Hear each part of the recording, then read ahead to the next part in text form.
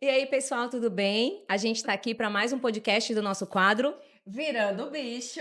E hoje o Falou. nosso convidado mais que especial é um veterinário especializado em comportamento animal. É o Dr. Tiago Rossi. Doutor, seja muito bem-vindo ao nosso podcast. Obrigado, obrigado. Acho que a gente vai tocar uns assuntos bem interessantes que a gente vai conseguir tirar a dúvida de muita gente ainda. Doutor, é o seguinte, mas eu vou te chamar de Tiago, tá? Por favor. Hoje nós vamos abordar um tema que eu gosto muito. Eu já trabalho bastante com esse tema, colocando na parte da dermatologia veterinária. E eu tenho bastante êxito nos meus casos quando eu aplico a parte comportamental. Mas antes da gente chegar nos temas, nas perguntas, eu gostaria de saber como é que foi sua trajetória, como é que você se especializou nessa área. Tá legal assim. Eu acho que não muito diferente da história de qualquer médico veterinário, né? Sempre fui apaixonado por animais, né? Então, o meu sonho profissional sempre era ser médico veterinário, mas por alguns desvios de destino, eu acabei, na verdade, minha primeira formação em administração de empresas. E aí depois, futuramente, que eu fui me tornar médico veterinário, mas apesar disso, há muitos anos eu já comecei a trabalhar com a parte de treinamento de cães e também, posteriormente, a parte de comportamento. Então, na verdade, assim, o que acontece é que quando criança, né, então eu sempre fiquei muito assim, admirado por a questão dos animais, mas eu não tinha. É verdade, eu tinha até medo de cães. Quando eu era criança, eu tinha até medo de cães, na verdade, tá? E aí, um belo dia, eu tinha um vizinho que ele tinha contratado um adestrador para treinar o cão dele. E assim, eu ficava esperando, era um dia da semana que o adestrador ia lá, e eu ficava olhando, prestando atenção, ficava assim, admirado como é que ele conseguia falar alguma coisa e o cão sentar, por exemplo, né? E então, assim, isso foi cada vez mais me apaixonando sobre o assunto. E acho que eu tinha volta de uns 10 anos de idade. Meu pai chegou em casa com um cão e que ele fazia alguns comandos, e aí foi o que despertou mais em mim essa parte de treinamento. Mas aí, pulando na história, né? E aí, com anos se passaram, e em 2001 eu comecei o estudo do adestramento, tá? Então, de 2001 até 2005, me dediquei ao estudo do adestramento e, posteriormente, comecei a atender por acaso, como um adestrador. Na verdade, era uma amiga que tinha um cão e ela ficou sabendo que eu estava estudando sobre o assunto e me convidou para treinar o cão dela. Eu disse, olha, assim, eu não sou adestrador. E ela, não, por favor, por favor. E eu aceitei treinar, era uma Schnauzer, né? Meu primeiro cão que eu treinei de cliente foi uma Schnauzer, a M, nunca esqueço. E a partir daí, começaram a propagar a ideia que eu era adestrador por conta na verdade, da forma como eu estava fazendo esse tipo de trabalho, né? Então aí começaram, eu tenho um amigo também que quer, outro, e aí assim foi sendo feita a indicação. Eu comecei a trabalhar nessa área, apesar da minha formação acadêmica ser outra. Ah, e aí, anos depois, eu acabei, depois já por volta de 2005, 2006, né, final de 2005, 2006, aí eu comecei a entrar mais na questão de comportamento, porque eu vi, na verdade, que o adestramento ele é imprescindível. Todo cão deveria passar pelo adestramento, Sim. É, tá? isso é verdade. Todo cão deveria passar pelo adestramento. Eu digo o seguinte, na verdade, se a gente for parar para pensar, a gente se prepara para tudo que a gente vai fazer na vida, né? Então, se fazer tirar a carteira de motorista, você se prepara. Você fazer uma prova, você se prepara. Se você quiser pular de paraquedas, você se Tem que se prepara. preparar. Só que quem se prepara para ter um pet? Isso é verdade. É E a- verdade. então, né? Então a gente acaba não tendo esse costume. Então, e aí sim começam a vir surgir os problemas de comportamento. E aí foi aí que eu comecei a dizer, nossa, o adestramento é muito bom, mas a parte de comportamento é melhor, é muito legal. Claro que o adestramento ele faz parte do atendimento comportamental. Só que assim, ele é uma ferramenta, ele é um meio, ele não é o fim. E aí, então, depois eu acabei me formando como médico veterinário e cada vez mais estudando, e eu já vinha fazendo cursos da área de comportamento e treinamento de cães, também curso de comportamento equino, então tudo que tinha envolvendo treinamento e comportamento de animal, eu fui me inserindo, né? E aí, quando chegou a minha formação como médico veterinário, que infelizmente ah, ainda não tinha na grade nada sobre a parte de comportamento. Hoje a gente já tem alguma coisa, isso é muito bom, é importante, Porque eu digo que o médico veterinário, ele precisa saber o básico, o mínimo possível sobre comportamento para poder estar atendendo a parte clínica. Isso é verdade. Né? Isso é verdade. E aí foi indo a trajetória, e aí eu confesso que cada vez mais que eu entro nesse assunto de comportamento, que eu estudo, eu vejo que eu não sei o quanto eu achei que eu saberia. Sempre tem um caso novo, e que eu digo, na área de comportamento, se você disser que o caso é fácil, tá, alguma coisa está errada. Eu, particularmente, acho extremamente difícil, porque a gente tem que lembrar que a gente está tratando o comportamento do animal, só que, de certa forma, a gente também está tratando o comportamento das pessoas. E a gente Sim, mexe com a rotina das pessoas. Às vezes a gente tem que sim. mudar o ambiente físico da casa. Até Uhum. porque o comportamento do animal é reflexo da criação da família, Sim, do sim, ambiente, sim, né? sim. Então, é todo um conjunto que você tem que trabalhar. Na verdade, assim, quando a gente fala em comportamento, né, a gente tem que... o costume, né, o rotineiro, é as pessoas que acabam adquirindo um pet, aí eu estou falando do pet de modo geral, não necessariamente cães, e por falta desse preparo não sabe como manejar corretamente. Né? E aí a gente tem que ver o seguinte, na verdade, o comportamento ele deveria ser estudado desde que o filhote está na barriga da mãe, ou que está dentro Uhum. do ovo, enfim. Sim. Né? Então, todo esse histórico da vida do animal é importante e reflete, sim, a questão do comportamento. A gente já sabe por relações a estudos, e aí tudo que eu gosto de sempre comentar é referente, baseado em estudos e na minha rotina clínica. Talvez algum colega médico veterinário que esteja ouvindo e assim, nossa, mas isso não acontece comigo. Tudo bem, mas é na minha rotina o que aparece é dessa forma, né?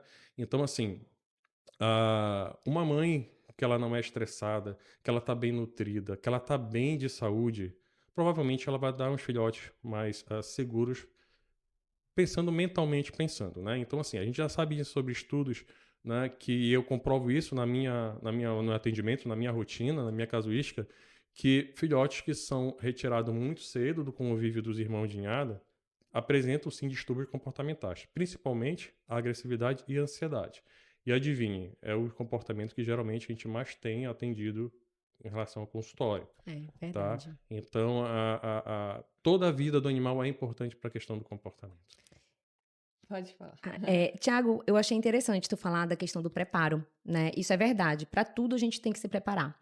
E pensando nisso, vamos supor a família decidiu ter um pet. Uhum. Como deve ser esse preparo? Como deve ser para a chegada desse pet, para a socialização desse pet dentro dessa família? Porque não é só querer ter. A questão Uhum. do preparo, eu acho que ela é fundamental. Dá umas dicas aí pra gente. Tá, eu vou falar um pouco no geral em relação a pets, né? Então a gente fala pet, a gente fala desde o peixinho, desde Sim. do passarinho, enfim, desde o cachorro, gato, enfim. Eu acho que o ponto principal é procurar alguém que possa estar orientando em relação à espécie. Saber como é a biologia dessa espécie. Como é que ele se comunica, Quais como é as que ele age, quais as necessidades, né? necessidades básicas que esse animal precisa ser atendido, né? Então eu digo o seguinte, não tem problema, né, de o seu pet ser considerado como seu filho. Eu não vejo particularmente problema em relação a isso, tá? Só que eu digo o seguinte, se for em relação ao sentimento, não tem problema. Mas em relação à biologia, sim. Então, assim, o meu cão, para mim, é meu filho. Eu tenho, na verdade, 9 cães. Então, assim, os meus cães, para mim, são como se fossem filhos em relação ao sentimento, tá? Mas em relação aos cuidados, eu preciso entender que eles são cães. E por que isso? Porque eu não posso dar comida de passarinho para cachorro. Eu não posso dar comida de gato pro equino, pro cavalo. Então, é importante a gente respeitar cada espécie. Mas a pessoa resolveu ter um cão, vamos lá. O importante é o seguinte, é de raça, sem raça definida. E aí eu vou falar de duas vertentes, tá? E eu quero que não me entendam mal, mas isso que acontece. A questão dos SRDs, e aí eu faço uma diferenciação entre SRD e vira-lata, e digo que vira-lata é o que realmente está virando lixo na rua. SRD não necessariamente é o É o vira-lata, né? Na vira-lata, verdade é. não é, né? O vira-lata é o SRD, mas o SRD não é vira-lata. Então, assim, aqui em relação ao SRD, pelo fato de não ter uma raça definida, a gente não tem um comportamento que a gente possa prever um possível comportamento. Então, a gente sabe que o Golden A raça Golden Retriever, por exemplo, tem comportamentos específicos da raça. A gente sabe que os Border Collies têm comportamentos específicos inerentes à raça. A gente sabe que o York, enfim. E aí os SRDs, a gente não Tem um padrão, né? a gente não tem esse padrão. Mas, independente se é de raça ou se é sem raça definida, eu sempre avalio o indivíduo. Então a gente tem que fazer uma avaliação individual, independente da raça. E aí o que eu sempre falo para as pessoas? Então procure essa orientação. Primeiro, como é o manejo que tem que ser feito desse animal. Se você fizer isso, procurar um médico veterinário, falar com o seu clínico, ou se puder, ou até um adestrador pode ajudar nisso, que tenha mais essa vertente voltada à parte do comportamento, e não necessariamente ensinar comandos, tá? Você já vai diminuir muito as chances de erro, tá? Porque o que a gente vê normalmente é o quê? É um manejo completamente equivocado. E isso já tirando um cachorro que às vezes sai muito cedo da ninhada, Sim. ou seja, vai só se somando coisas que são Os fatores inadequadas. errados, né? E aí o que acontece? Todo comportamento, a gente basicamente, acho que a gente trabalha manuseando, né, administrando consequências dos animais. A verdade é essa. Então, assim, os comportamentos a gente pode estar reforçando ou a gente pode estar punindo esses comportamentos. E todo comportamento que é reforçado, e geralmente os comportamentos são reforçados sem a pessoa perceber, todos esses comportamentos, eles tendem, né, a aumentar em frequência, ou seja, em tempo que isso acontece, às vezes que isso acontece, e intensidade. É por isso que quanto mais você ficar esperando, não, eu vou esperar, ele só late um pouco, ele não morde tanto assim. Quanto mais a pessoa vai esperando, vai aguardando, esse comportamento ele vai sendo reforçado e a tendência dele aumentar na sua intensidade e na sua frequência. Quer ver um exemplo básico disso? Vejam vocês, quem conhece essa situação. Filhotinho, 4 meses de idade, roendo o pé da mesa. Sandália também. Sandálias, objetos e tal. E aí o que acontece, né? Por que ele rói? Porque ele é mal educado? Não, porque Né? ele não está sendo direcionado para o correto. Exatamente. Mas fisiologicamente Tem necessidade. é necessidade. Por quê? Tem. Com 3 meses e meio, o que começa a aparecer? Trocar os Troca dentes. de dente. É que nem Isso criança, coça. né? E Que coça precisa ficar muito. É que no nem mordedor. criança. É que nem criança. Aí vamos lá. Exatamente. Tá coçando a gengiva, tá incomodando muito. Aí ele pega aquele pé da mesa lá, pé da cadeira, Dá um alívio. rói. Ajuda na coceirinha, né? A Dá madeirinha. aí dá um alívio. Aí dá um alívio, né? Quando dá um alívio, ele tirou o incômodo, não foi? Não foi Sim. bom pra ele? Foi. Foi reforçado ou não foi? Então, qual a tendência disso fazer? De Ele novo, fazer de mais novo, vezes. De acontecer, de novo. E aí, o cuidado que eu falo muito é o seguinte, a gente não consegue, tá? Gente, assim, a verdade é que a gente não consegue fazer o filhote parar de roer. E a gente não deve fazer ele parar de roer. O que a gente tem que fazer foi como você falou. Redirecionar. Redirecionar. Porque vai crescer o dente, vai haver a troca, vai haver o incômodo e ele precisa se aliviar. O problema, a gente tem que entregar o que ele pode roer. Perfeito. E aí, Thiago? Agora vamos avançar um pouquinho nas perguntas e limitar. Como a gente sabe que a maioria das pessoas tem cães ou gatos, né? Uhum. E gato tem crescido cada vez mais também. Aí nossas perguntas também vão ficar. Os gatos vão nesses dominar dois. o mundo. Eu acho um pouco difícil, mas. Time dos gatos. Ai, ai. E assim, beleza, a pessoa comprou um pet. É aconselhável que ela faça os primeiros cuidados, principalmente nessa parte comportamental, desde o início. Principalmente estudar sobre a raça, se esse animal vai fazer parte realmente da família, desse orçamento familiar. Porque a gente sabe que um pet hoje, a média que eles vivem é de cerca de 16 até 18 anos de idade. Cada vez está vivendo mais, né? Então, a gente vai ter uma responsabilidade sobre ele durante todo esse tempo. E precisamos deixar essa base bem fortificada. E quais os principais, assim, problemas comportamentais de cães e gatos? Como identificar? Porque, vamos supor, ela não passou por essa base. Ela não procurou informação primeiro para adquirir um cão ou um gato, né? Ela já foi lá, teve e tal. Mas logo depois de um tempo, como ela não fez uma base bem legal nessa parte comportamental, começa a aparecer os primeiros problemas comportamentais. Como identificá-los e qual a melhor forma de agir? Tá, os principais problemas que chegam até a gente é destruição, latidos, né, choros em excesso, né, então a necessidade fora do local, né, a ansiedade e agressividade, Certo. tá? Então é o que geralmente acontece e tudo está muito interligado, tá? O principal que eu digo assim, né, é que o meu primeiro papel, quando eu falo, é deixar as pessoas assim um pouco tristes em relação a ter um pet. Porque o que que eu quero dizer? É bom ter um pet? Com certeza, sem dúvida nenhuma. Só que Maravilhoso. assim, a gente tem que entender, a gente precisa entender que o termo posse responsável existe e a gente precisa sempre prezar por isso. E ter um pet, quando você decide ter um pet em casa, você já está assumindo um compromisso com esse animal para o resto da vida dele. Seja 10 anos, seja 20 anos, enfim, né? A gente sabe que algumas aves e quelônios duram mais de 30 anos, então é assumir isso e saber que isso existe responsabilidade, vai haver sim custo, vai sim exigir tempo. E pensem só, se você não tiver tempo para passear com seu cão, para cuidar do seu pet, então acho que É não melhor há, não ter. não há razão de ter. Não há Exato. razão de ter. E o pet ele tem que participar assim da vida da família. A gente não quer um pet isolado, Exatamente, dentro né? da própria casa. Só que para a gente fazer com que ele participe do convívio familiar, a gente tem uma série de coisas que a gente tem que seguir, tá? Então, como falei, principalmente a questão do manejo. Como identificar isso, né? Então, assim, ah, principalmente ansiedade, né? Um exemplo muito prático, se alguém tem um cão em casa que você está na sala e ele está do seu lado, você se levanta para ir na cozinha, ele vai atrás de você. Você vai entrar no banheiro, Ele vai ele vai atrás. atrás. É a sombra do tutor. Provavelmente ele tem o que a gente chama de ansiedade de separação. Isso basicamente se inicia desde a história que a gente falou anteriormente, de um filhote que saiu muito cedo do convívio dos irmãos de ninhada, e também em relação àquela história do manejo, né? Então, assim, os pets precisam aprender a ficar sozinho durante o período do tempo. Tá? Então, assim, ele tem que ter contato social, tem que ter contato com outros cães, no caso, com outras pessoas.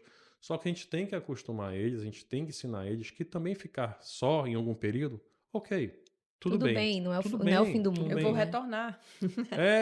Porque o grande problema, na verdade, principalmente o que aconteceu no período recentemente que a gente teve da pandemia, que as pessoas adquiriram muitos filhotes, adotaram muitos filhotes, e esses filhotes passaram 24 horas do dia com as pessoas. E um belo dia a rotina voltou ao normal. Esses Ansiedade, animais não foram separação. acostumados. Não Aí foram imagina o seguinte, acostumados. ele já foi retirado cedo da ninhada. Da ninhada. Já teve uma quebra aí, né? E depois teve um imprint com a pessoa, né? E aí ficou muito tempo ali e um belo dia, dessas 24 horas que passava junto, tem que ficar sozinho.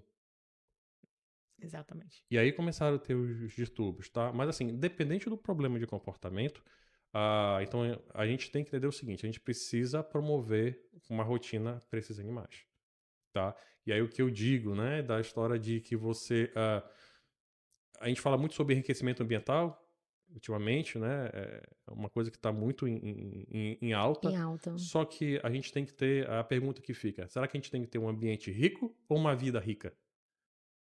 Que não é só o ambiente, né, Thiago? Não é Isso só é o super ambiente. importante. É a vida, cheio com passeios, com o próprio adestramento ajuda muito essa parte mental, ajuda a cansar, entendeu? Então, assim, é uma série de coisas que a gente tem que assumir essa responsabilidade. E nós, como médico veterinário, a gente tem a função de quê? De dissipar essa informação e a pessoa ver realmente, poxa, pera lá, então se tem tudo isso, então acho que pelo menos agora não é pelo menos o momento de eu ter um pet.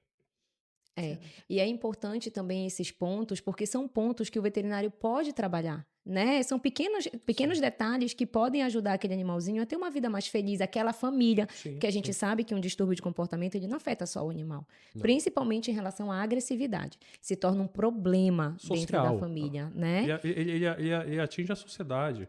E muitas vezes morde, ataca a pessoa que convive com ele, mas durante o passeio também ataca um outro animal, Uma outra ataca uma criança, outra né? pessoa, né? Então, é.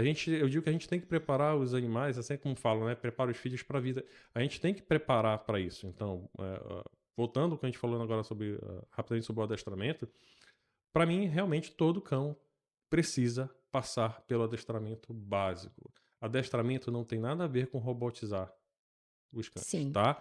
E o adestramento pode sim ser divertido, tá? Tanto para o cão como com quem está participando. E é por isso que eu defendo que as pessoas participem do treinamento. É fundamental, né? É essencial. Eu vou aproveitar e te fazer 2 perguntas. A gente falou sobre a questão da retirada da ninhada muito cedo. Uhum. Geralmente hoje, né, a gente vê os canis vendendo a partir de 45 dias já entregando o filhote. Qual é a idade que você recomenda que o animal ele seja retirado realmente dessa ninhada? Essa é a idade ideal?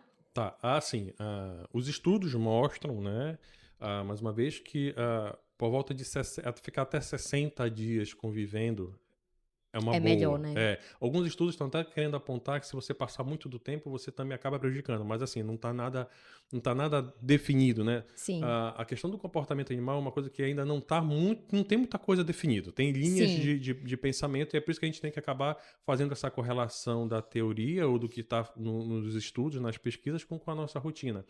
Mas assim,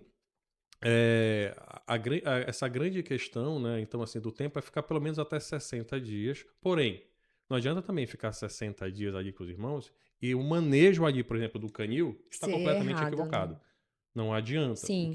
O que tá faltando ainda, apesar que tem crescido, né, a quantidade de canis sérios que fazem um trabalho legal, que cuidam muito dessa cadela, em relação, inclusive, com a quantidade de ninhadas, né, que focam não só na estética ou na raça da moda, mas sim naquele animal que tem um bom comportamento, que pode ser um pet, que não vira um problema para a pessoa. Sim. Porque a maioria dos cães que vêm, na verdade, acabam sendo um problema, mas por conta de todo o manejo que vem sendo errado.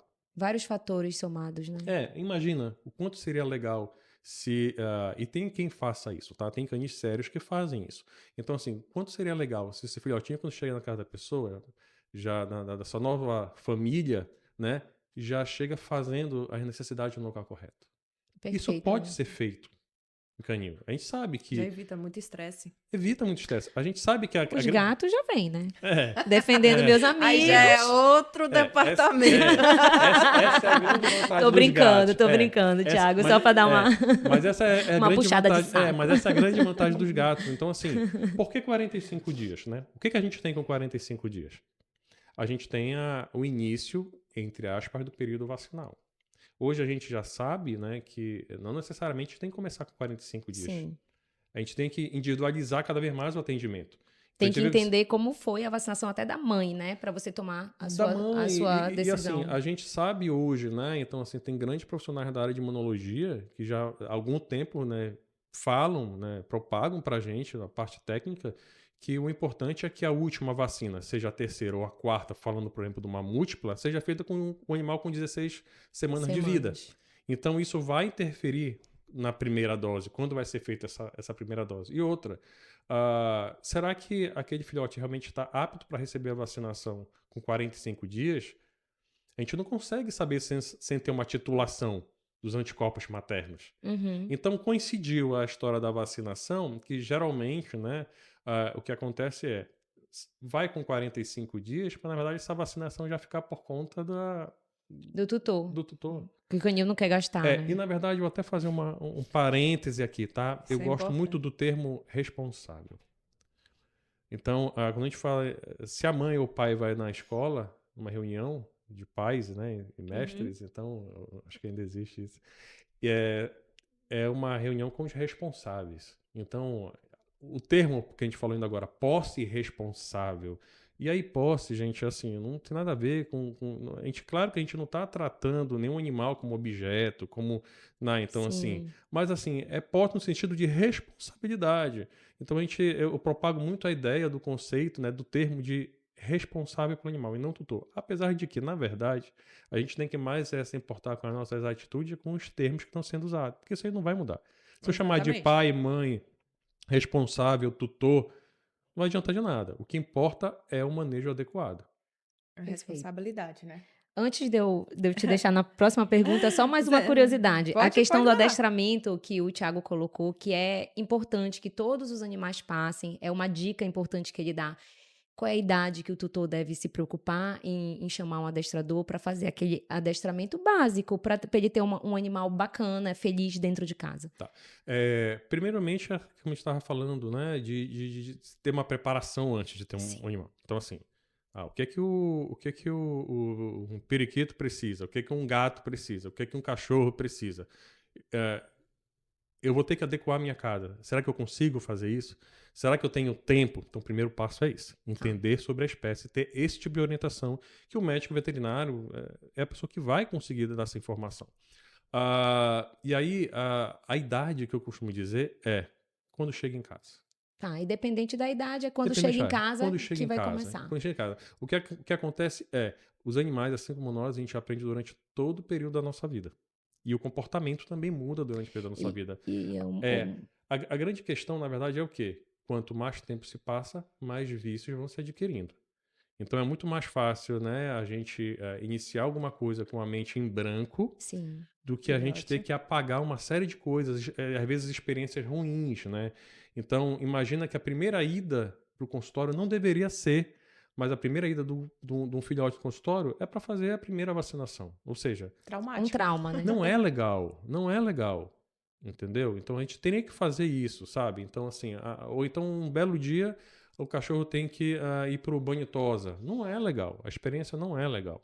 Só que a gente pode preparar esses animais para pelo menos diminuir isso. Porque assim, o estresse, o medo faz parte de evolutivo de qualquer espécie. Sim. Tá? Então assim, o medo é importante. O problema é a cronicidade disso. O quanto isso está intenso e quanto está acontecendo crônico. Mas se a gente ficar dando pequenas e pequenas doses, a gente vai dessensibilizando e a gente vai usando o reforço, né? A gente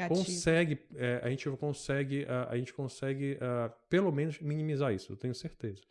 Legal. Muito interessante. Até porque também, né? Muitas pessoas adquirem um pet, adotam um pet adulto, ele já vem cheio de vícios, manias. E às vezes traumas, né? Traumas. E nem porque eles querem, né? Porque foi, digamos, a história dele até encontrar essa pessoa. Aí encontrou essa pessoa, dali em diante vai escrever um novo capítulo na história desse animal. E uma parte triste também que a gente percebe é que muitas pessoas adotam. Vai na feira de adoção, fica com dó, adotam.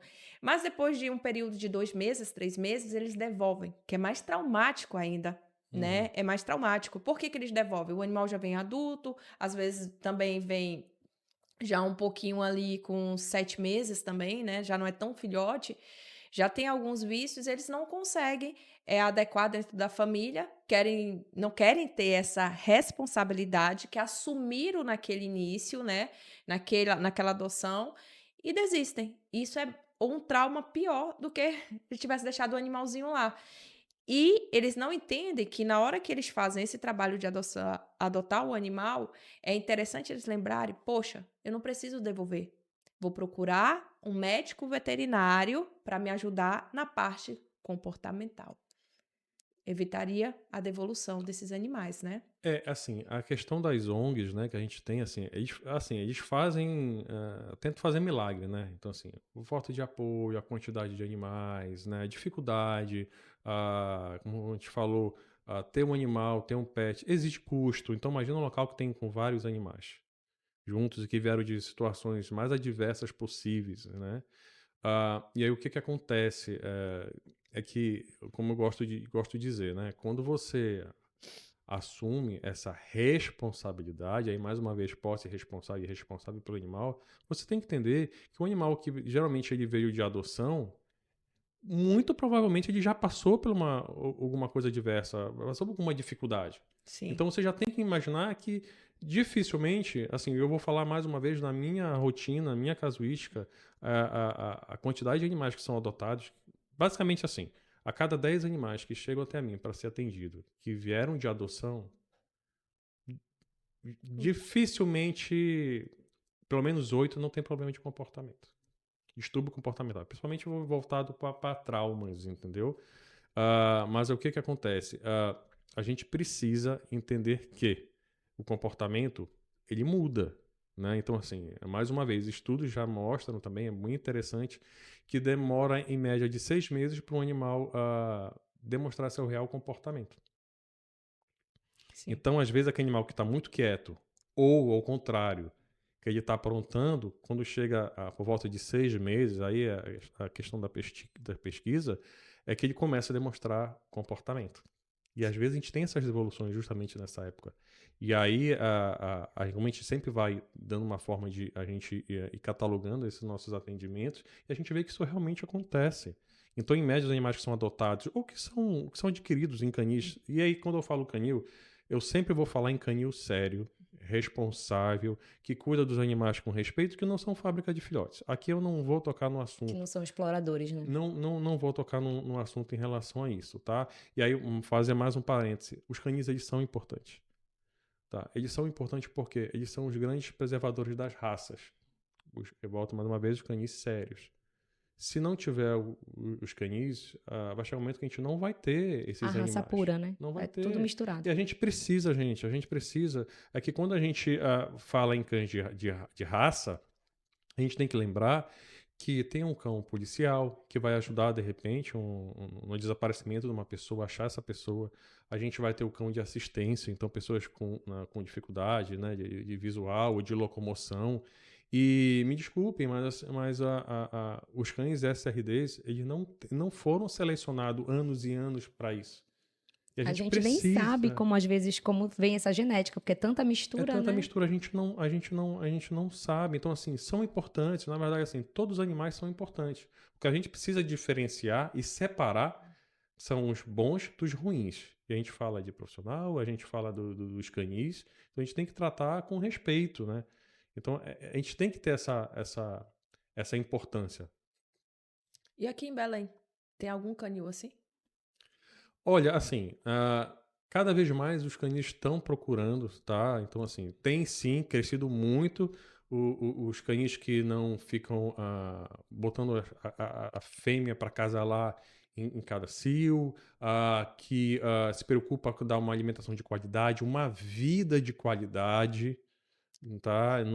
E eu vou comprar um filhote. Como é que eu vou fazer essa seleção desse canil? Como é que eu vou saber que ele trabalha dentro desses parâmetros de bem-estar animal? Porque esse bem-estar animal, ele é essencial para me garantir um filhote que tenha menos problemas comportamentais, né? Isso a gente sabe, que ali vai ter uma boa dieta, um bom manejo. Então, eu vou receber um filhote saudável, né? Primeira coisa assim, visitar, conhecer. Se você puder ter contato, de repente, olha, eu adquiri de um filhote de tal canil, é muito legal.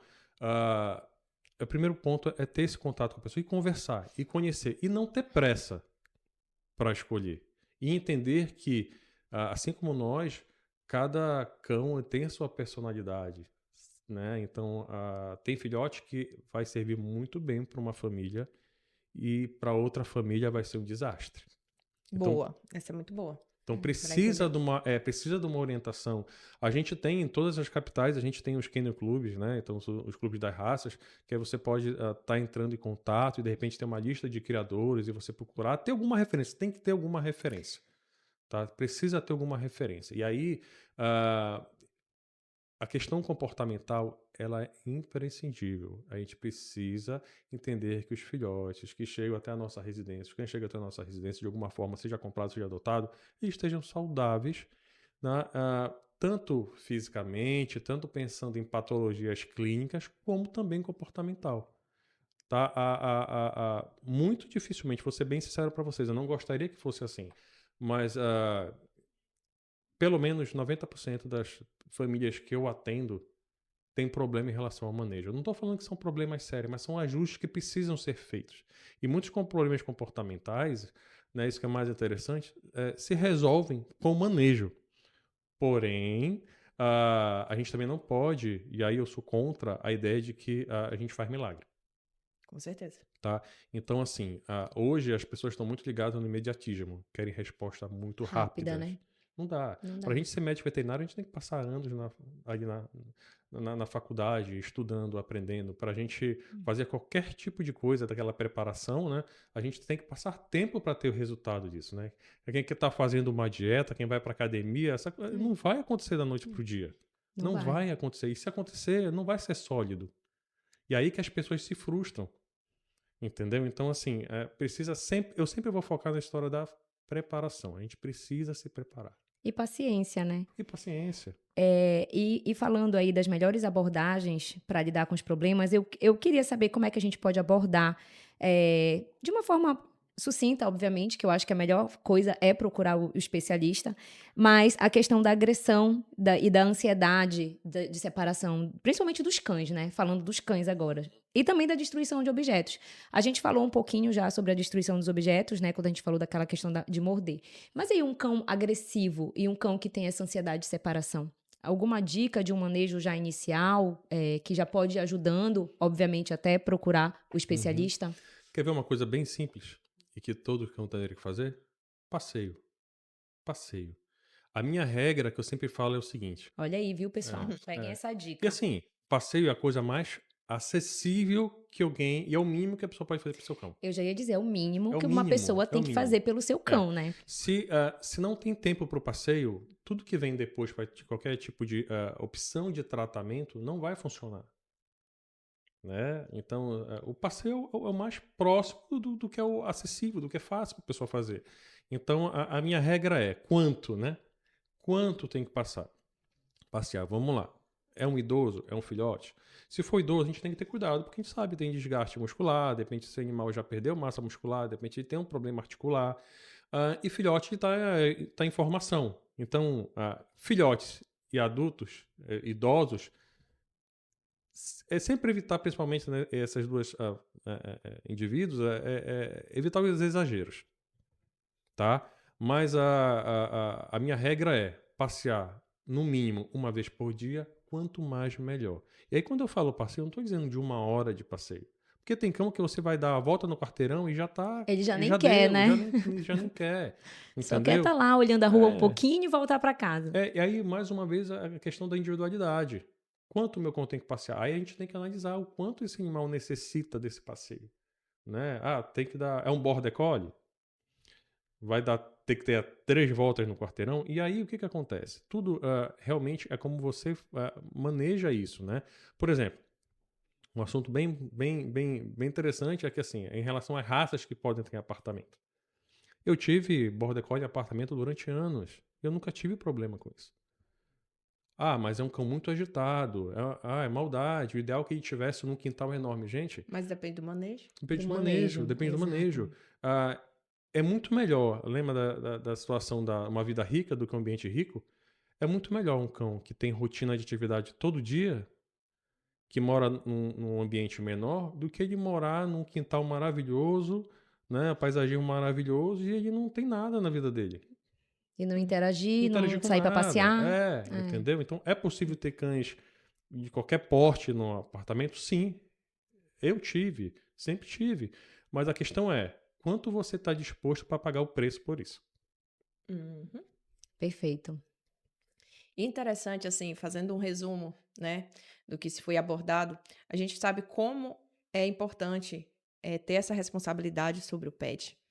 Depois que eu tenho esse pet, entender que o manejo é essencial, né, e ali a gente vai ter o que para ele? Eu sempre falo assim, que são 5 pilares, né, que precisa estar na vida desse animalzinho.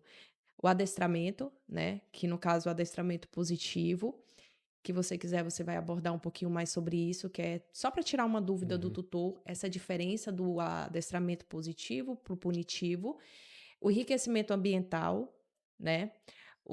O enriquecimento alimentar para esse cão, que ele não precisa necessariamente só comer naquele potinho o tempo todo. Até porque, e nem só o gatinho também, né? Comer só naquele potinho, porque a natureza deles, eles são caçadores, eles são exploradores, né? Eles precisam até daquela dificuldade, né? A socialização é essencial, né? A gente é um cão que precisa socializar. E a pergunta que fala... o cão é na essência dele. Ele precisa socializar. Uhum. né? E o E gatinho. o gato? Legal. E os gatos? E o passeio também. Tá. Como é que fica? Assim, quem tem gato sabe, né? Os cães a gente basicamente aprende, é quase que natural desde criança, a gente tem essa proximidade com os cães, né? Mas o gato é um negócio interessante. O gato pode você não ser de cama, mas ele te conquista. É. Ele É conquista verdade. de forma totalmente diferente. Então, assim, Do jeito dele. eu tenho um gato também, assim, e é um negócio, é muito divertido. É muito divertido. E aí, o que que acontece? A gente falou sobre socialização, né? Qual o problema que a gente tem com os gatos? A gente aí, os colegas médicos veterinários podem estar confirmando isso, né? A gente sabe que o gato, o atendimento é totalmente diferenciado, né? Então, Sim. hoje em dia tem a prática cat Cat friendly, friendly, né? né? E aí eu digo que, na verdade, a gente tem que ser a prática, né? Pet friendly. Então, cat friendly, dog friendly. Então, a gente tem que ter pet friendly. Sim. Todo pet tem que ser tratado de forma amigável. Com manejo correto, né? Correto, correto. Não importa se não é o gato que chega de uma forma, a gente tem que tratar no consultório, o cachorro também, o passarinho também, enfim. E aí o que que acontece? O grande problema é o manejo, né? O manuseio na hora do consultório, né? E a gente fala muito dos cães, do adestramento, só que a gente esquece de que os gatos são muito incompreendidos, né? Então, assim, os gatos eles também têm que ser socializados. Eles também têm que aprender a gostar da caixa de transporte, que eles vão ser transportados. Porque muitas vezes o que acontece, né, a gente sabe disso, é que esse animal chega muito estressado no consultório e muitas vezes não consegue nem examinar, o colega médico veterinário não consegue examinar da forma que ele gostaria e que deveria. E muitas das vezes os responsáveis por esses animais acabam não compreendendo. Nossa, ele nem tocou direito no meu gato. Mas não entende que a gente tem que fazer o correto. Muitas das vezes a gente não vai conseguir fazer 100%. E não entendem também que eles poderiam ter feito coisas lá atrás que ia facilitar a chegada desse gato até a gente, até o Exatamente. atendimento. E isso ia ser bom pro gato, pra gente, pra todo mundo, né? Exatamente. Assim, em relação ao uso da caixa sanitária, é a vantagem dos gatos, não é? A grande vantagem. Dificilmente um gato não Já aprende a chega fazer sabendo ali. tudo. A Esse trabalho o vantagem, gato não dá. Só que isso é muito voltado para questão comportamental de segurança deles, né? Então os gatos vêm com essa ancestralidade desse tipo de comportamento que é para manter o ninho limpo, que é para não ser descoberto por predadores. E é por isso que a cadela também faz, né? Para quem não sabe, né? Nos primeiros momentos, primeiros dias de vida, os filhotes precisam de estimulação da mãe para poder eles fazerem as suas necessidades, né? E aí, muitas vezes, acaba sendo nojento, né? E aí, é por isso que a gente tem que sempre interpretar a forma correta, o que chama de coprofagia, né? Então, a gente tem a coprofagia patológica, mas a gente tem a fisiológica, que é a natural, né? E aí os gatos eles precisam ser socializados. Os gatos precisam aprender a ser manuseados, usar a caixa de transporte, andar de carro. Isso vai diminuir muito o estresse deles e vai ajudar muito o médico veterinário na hora do exame. E aí a gente tem outros recursos, né? Então a gente tem tudo isso. A gente precisa que o gato, quando ele sair de casa para uma consulta, por exemplo, ele saia calmo. É a questão também do reforço positivo pro gato, né? Você não pode também só usar a caixa de transporte quando for levar ele pro ruim, pra Sim, vacina, pro sim. exame. Tem que ensinar ele a entrar naquela caixinha, que aquela caixinha seja também legal, com petiscos, brinquedos, que fique abertinha lá no É o ambiente pra ele local entrar. dele, é o quarto. Isso, Onde que ele se curte, sinta se bem alimenta. dentro da caixinha. E aí, uma das coisas que a gente gosta muito sempre de indicar, né, e que se usa muito hoje, provavelmente nos consultórios, são os feromônios artificiais. Que a gente ama. Olha, gente, Sim, aqui, o ó. Serenex, a gente usa. Serenex gato, tá? Tá aqui com a gente Ajuda hoje. bastante. Amamos feromônio. Eu, então, sou fãzona de feromônio. Não vivo sem. E eu vou ser bem sincero, para mim todo pet precisaria, como falei, o cão precisa do adestramento e o gato também precisa do adestramento, voltado para o felino. Precisa. Assim como o equino precisa do adestramento. Precisa. Né? Então todo animal precisa, de certa forma, de um adestramento. E aí, eu digo que, no caso, por exemplo, do feromônio, né? Então, assim, a gente tem que ver que esse pet vai ficar saindo de casa, e de vez em quando ele vai pra rua, ele vai ter que ir pro médico veterinário, ele vai ter que ir pro pet shop, ele vai viajar, ele vai todo final de semana pra casa de praia, vai pro sítio. Então, um recurso que a gente pode ter muito, e eu gosto de usar, principalmente nesses momentos iniciais do filhote, com certeza é o feromônio dentro para ajudar nesse transporte, diminuir a questão do estresse. Serenex cachorrinho. Serenex gatos. tá? A gente vai ajudar bastante nesse manejo, nessa adaptação. Diminui o estresse durante a manipulação, durante os atendimentos, durante a internação. É muito importante, lugar Sim. que atende gatos, que a internação, o consultório, eles façam uso de feromônio. Isso ajuda, conta muito no manejo. Porque assim, a gente ajuda a diminuir o estresse. Que o estresse, na verdade, a gente precisa do estresse, né, pra gente sobreviver. Eu digo qualquer espécie de animal, o estresse, ele não é problema. O problema é a intensidade, a frequência, né? Então, assim, o estresse que Submetido, acontece né? é crônico, isso dá problema. Tá. Mas sem estresse, nenhum ser vivo consegue sobreviver. Tá. Agora, a pergunta que não quer calar. Adestramento, né? Não, Esqueci. o adestramento não. O adestramento você já falou que é importante tanto para o cão quanto para o gato. A pergunta que não quer calar. O passeio é essencial para o cachorro. Aham. E o gatinho? Pode passear? Tá. Ah, Tan, tan, tan, é tan. a pergunta de milhões, Uma né? gateira. Gente, a gente tem aqui uma gateira. Nós temos aqui um adestrador, um médico veterinário, especialista em comportamento animal. Vai responder essa pergunta para vocês, Vamos lá, doutor. tá? Se o gato pode passear. O gato vai dominar o mundo, mas ele pode passear? Ou ele vai dominar só da casa dele. E aí eu vou dar uma Eu quero saber disso. E aí eu vou dar uma resposta que muita gente não gosta, né? Fica decepcionado. Depende. Muito bem, Olha, doutor. esse veterinário, ele ficou aqui, ó, quietinho. Vamos ver. Mas por quê? Porque, Sim. assim, o gato é diferente do cachorro. Ele não, na verdade, assim, naturalmente, a maioria dos gatos não vão gostar de passear. Mas vão ter, sim, os indivíduos que vão ter essa satisfação, esse prazer em passear. De se exibir para os humanos. Pronto. Porém, assim, não é a maioria, é a minoria. É o inverso do que acontece nos cães, tá? Só que, mais uma vez, a gente vai passear, então, tanto o cão quanto o gato, aí tem que ser muito importante. A gente precisa que sempre, 100% das vezes, salvo se não seja uma área específica para isso, cercada com segurança, então esses animais precisam 100% das vezes estar atrelado a um equipamento. Peitoral, coleira, que tem que estar atrelado a uma guia, e nunca vão poder estar soltos. Né? Tirando os parques para cães, que são cercados e são seguros. Mas solto na rua, nunca. Nunca, nunca, nunca. Então, assim, se o seu gatinho foi acostumado a usar peitoral, a usar guia e passear, e ele gosta, e é fácil notar que não gosta, tudo bem.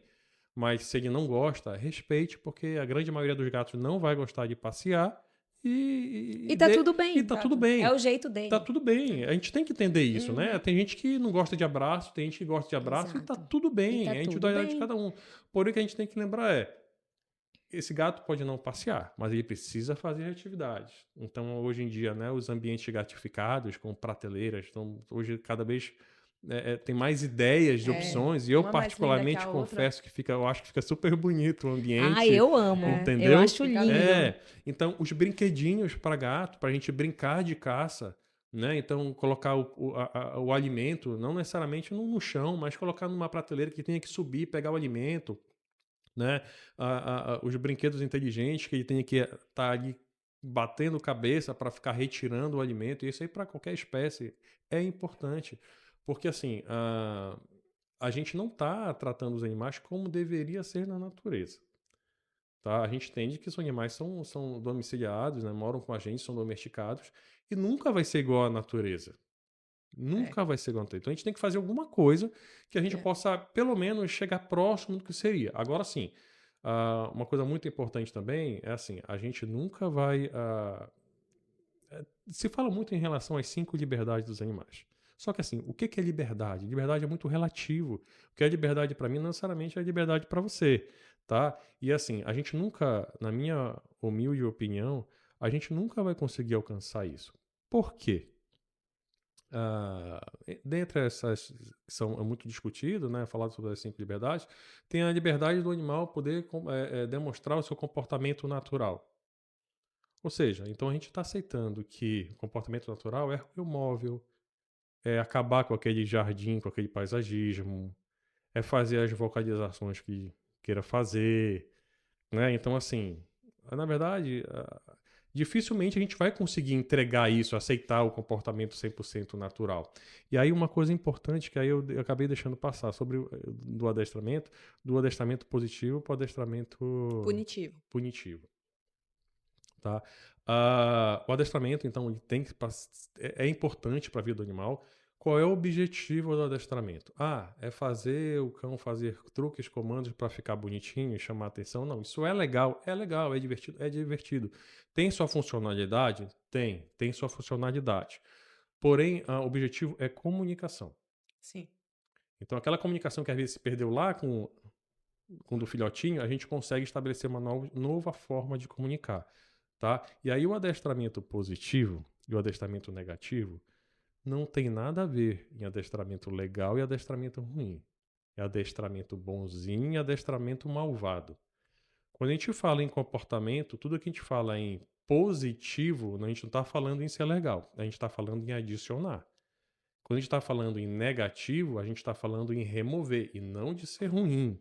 Então, se meu cão faz uma coisa certa, eu entrego um exemplo, um petisco para ele, né, para reforçar esse comportamento, eu estou entregando o petisco, então eu estou sendo positivo. Porém, se o meu cão faz alguma coisa ruim, e aí eu não estou dizendo que eu faço, mas que é o que acontece, se um cão faz uma coisa ruim e eu adiciono um contato físico, às vezes as pessoas batem no animal, e claro que isso não está certo, mas eu também estou sendo positivo, porque eu estou aplicando isso. Então, entendeu? Então a gente tem que ter cuidado com positivo e negativo. O negativo, então, tudo que a gente vai removendo. Eu posso estar removendo uma coisa ruim, eu posso estar removendo uma coisa boa desse animal, e eu vou estar sendo negativo. Então, o primeiro ponto que eu acho que é importante é diferenciar positivo de negativo. E o adestramento 100% positivo, me desculpe, mas até que a ciência prove o contrário, não existe. Não existe. O meu trabalho é baseado em reforço positivo. Porém, é 100% positivo? Não. Por que não é 100% positivo? Exemplo. Se o meu cão pular em mim, e eu não quero que o meu cão pule em mim, eu vou ensinar ele a não pular. Se ele tiver o comportamento correto, ao invés de pular e de ficar sentado na minha frente, eu vou reforçar. Certo? Só que se ele pular, e aí a gente fala assim, uma das alternativas que a gente tem é ignorar o comportamento. Para alguns cães vão resolver, para outros não. No momento que, ok, ele fez o que eu quero, eu reforço. Né? Entrego alguma coisa para ele, um petisco, como a gente está usando como exemplo. Mas na hora que ele não pula, eu não dou nada, eu estou frustrando ou não estou frustrando esse animal? Sim. Frustração é ou não é um aversivo? Uhum. Então, de qualquer forma, por mais que eu trabalhe baseado em treinamento, né, em condicionamento com reforço positivo, quando eu ignoro certos comportamentos errados, eu não estou pensando desse lado de ser bom, eu não estou sendo bom, não estou sendo positivo. Claro que de forma alguma a gente tem que defender a ideia e propagar a ideia de que fez uma coisa errada, castigar, esfregar a cara do cachorro no chão, bater. Não, isso é errado. Isso é errado. Tá.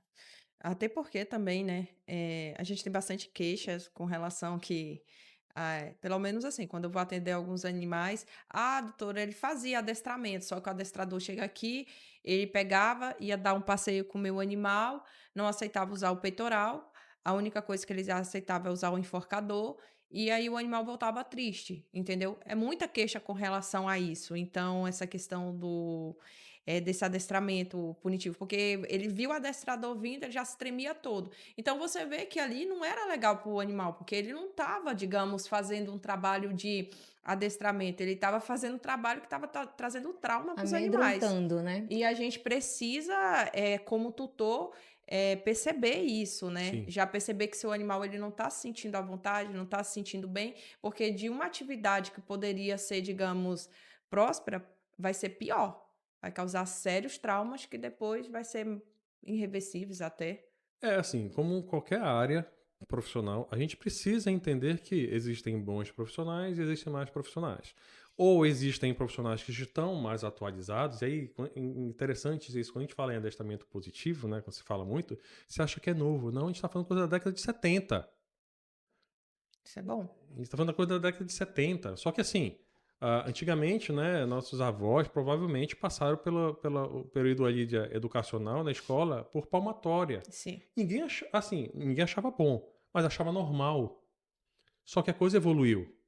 Uhum. Aí o que é em relação ao equipamento? Eu digo o seguinte, eu não sou contra nada que possa salvar a vida do animal, porém, a gente tem que dizer o seguinte, a gente não pode a matar uma formiga com bala de canhão. Então, tem alternativas mais inteligentes? Tem. Exemplo, eu tenho 9 cães. Todos os meus cães são porte grande, tá? Nenhum deles usa enforcador para passear. Você é contra? Não, é o seguinte, eu não vejo necessidade. Eu digo assim, você vai tomar uma sopa, você vai usar uma colher ou um garfo, uma faca. Então, a ferramenta, ela pode ser usada dependendo da situação. Agora, a gente tem que ter muito cuidado com isso. Porque, por exemplo, tem uma senhorinha de 80 anos que resolveu ter um Golden Retriever.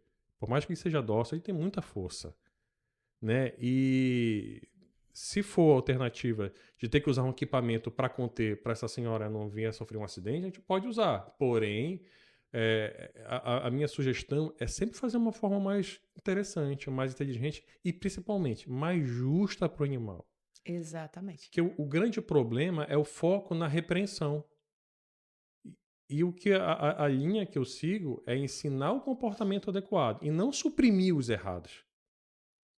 E aí a gente está falando tanto de técnica, como estava falando de equipamentos, só que as pessoas precisam procurar por profissionais que estejam entregando as coisas que realmente elas precisam. Se o seu cão vai até aula de adestramento, ou vai para um hotel, ou vai para uma creche, para um daycare, e o comportamento está piorando, tem que ser analisado o que está acontecendo. Não é normal. Isso não é para piorar, é para melhorar. Sim. Já que você entrou no assunto aí, daycare, vamos agora para a pergunta. Você indica, é essencial o animalzinho, né, socializar. Muitas pessoas trabalham, resolveu ter um animal, sai de casa cedo, volta já à tarde, e eles decidem colocar o animalzinho no daycare 2 vezes na semana, 1 vez na semana, é recomendável. E aí? É legal fazer isso? Deve fazer isso? Como é que faz para analisar direitinho, para buscar um daycare mais adequado para o animalzinho? Tá, os daycare cresceram no Brasil todo, já há uns 10 anos para cá, principalmente. E Belém, acho que nos últimos 5 anos, não mais. O que a gente tem que pensar em relação ao daycare, qualquer tipo de ambiente que receba cães ou gatos, enfim, para esse tipo de serviço, é o quê? A gente tem que, né, sempre pensar numa vida rica e não num ambiente rico. Então, assim, primeiro ponto, eu estou conseguindo dar uma rotina para o meu cão seja adequado para ele se sentir bem, de passeio, de atividade? Ok, tá tudo certo. Se eu não estou dando isso, eu tenho que resolver. Se eu não estou conseguindo resolver, então que eu terceirize. Entendeu? Então, assim, a creche é importante? É importante. A creche é para todo mundo? Não, não é para todo mundo. É para as pessoas que não estão tendo tempo e não estão conseguindo suprir o que o cão precisa. Porém, como a gente falou anteriormente do adestramento, a creche ela não pode piorar o comportamento do seu cão. O cão tem que ir para lá para socializar, para brincar. Se acontecer, como infelizmente acontece, do cão vir com mais agressividade, ele não tinha agressividade. O cão vinha com medo e ele não tinha medo. Ou muitas vezes vinha lesionado, né? Tem cães que realmente acaba tendo brigas.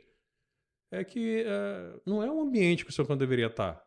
Você tem que procurar referências de bons profissionais, né? A grande maioria dos daycares tem as pessoas que estão ali trabalhando, na verdade, são recreadores. São recreadores, vão brincar com o seu cão ali, né? Vão socializar. Mas nem todos têm conhecimento em relação ao comportamento. Como mudar, como melhorar o comportamento.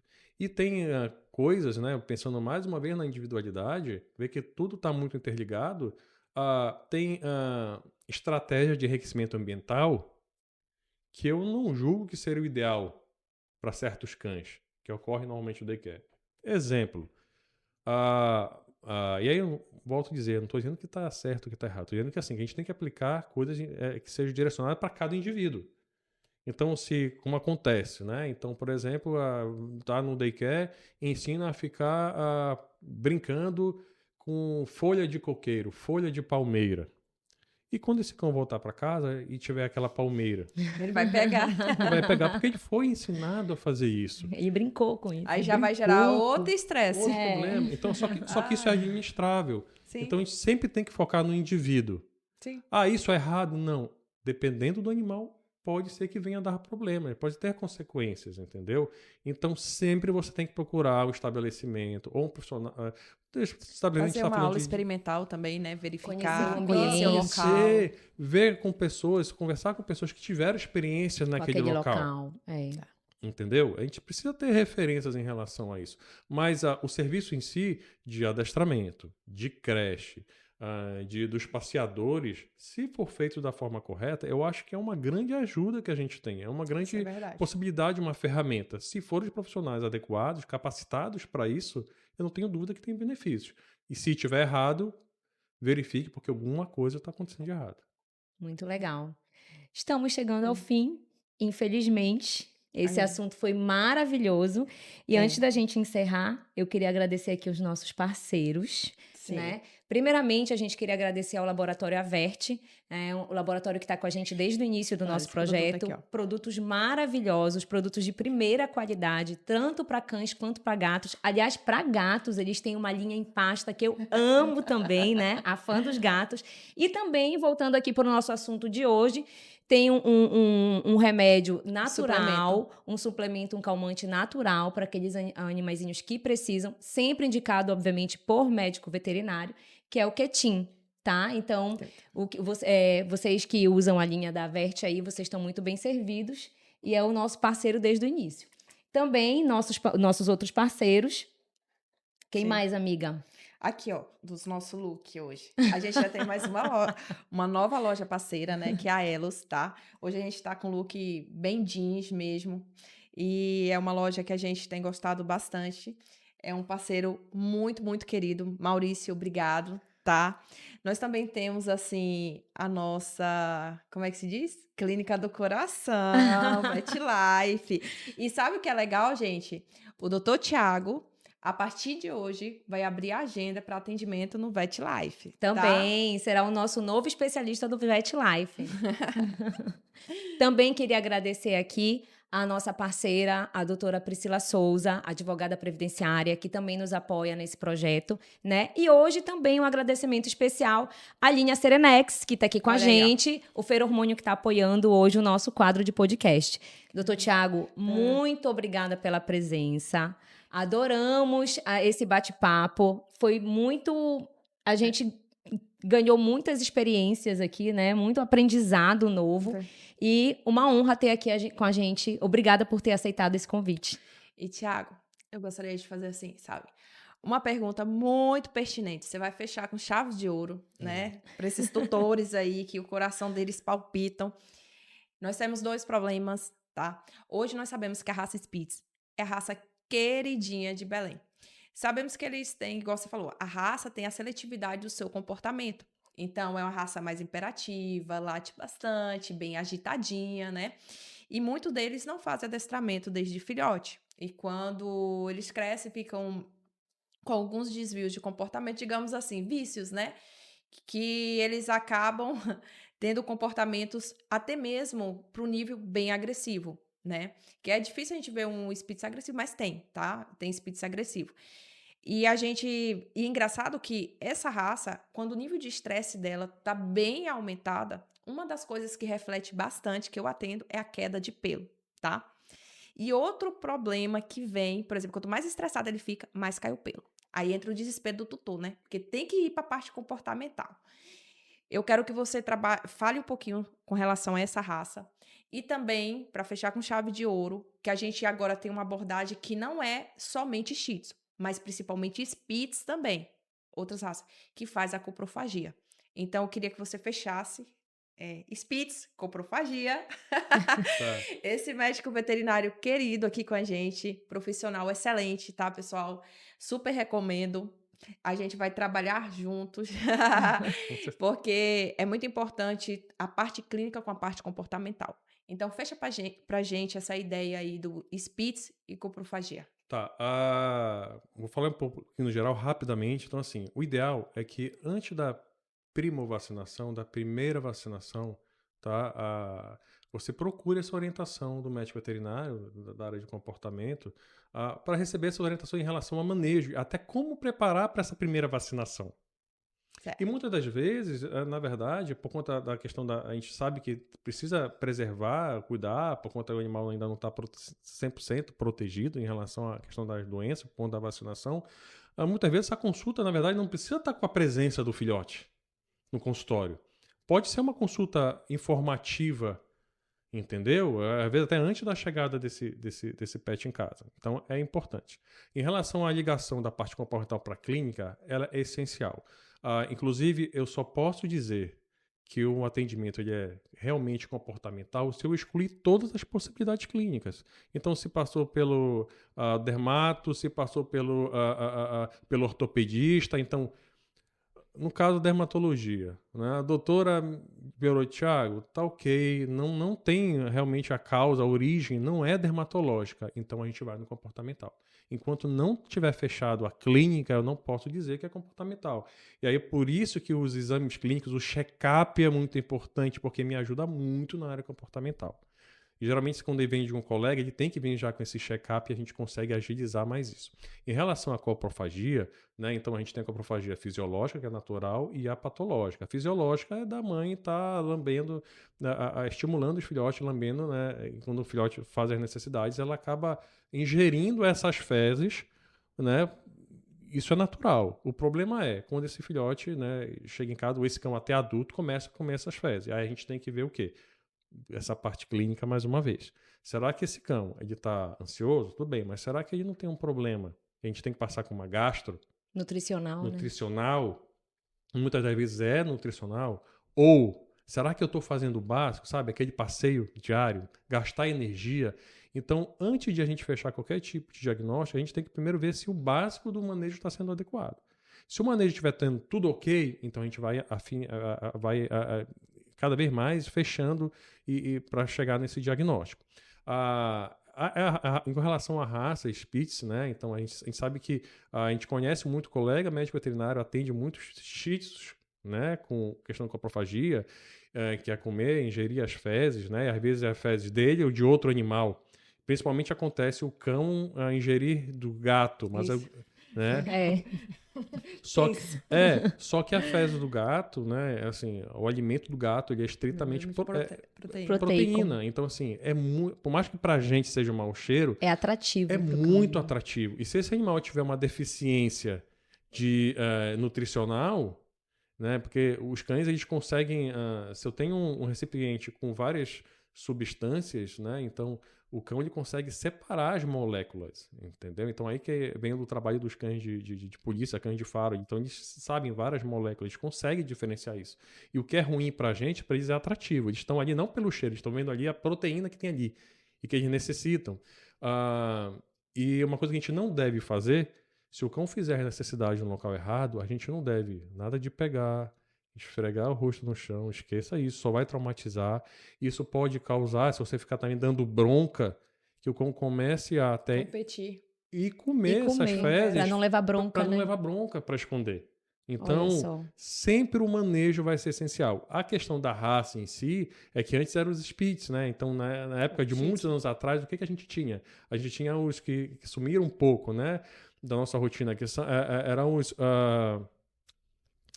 os pequeneses, né? Então tinha o pequenês, sumiu o pequenês. Depois veio o Shih Tzu, né? E veio evoluindo. E aí vieram os Spitz.